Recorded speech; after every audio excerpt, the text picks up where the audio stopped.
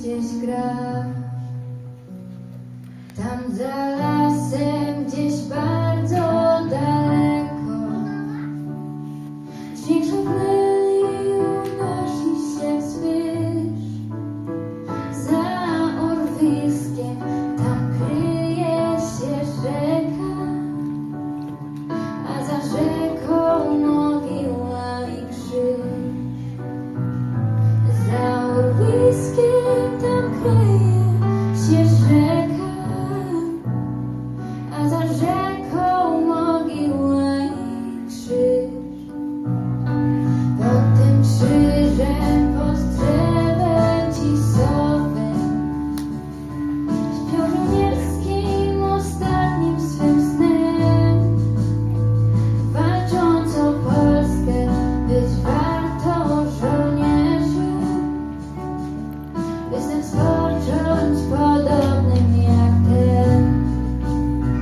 Walcząc o Polskę, być warto żołnierzy, by sen spocząć podobnym jak ten.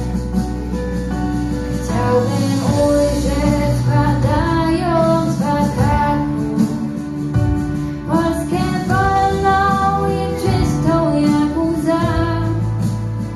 Partyzantów ni śladu, ni znaku, tylko trąbka w oddali gdzieś gra. Partyzantów ni śladu, ni znaku, tylko trąbka w oddali gdzieś gra.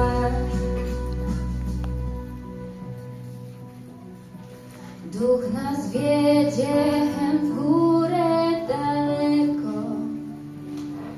do zwycięstwa śpieszymy, by znów polski orzeł zbił się wysoko.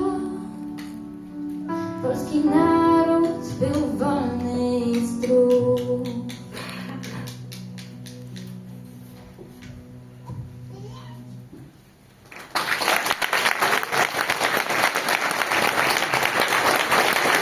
Dziękuję Państwu Saraczaja, Drodzy partyzanci.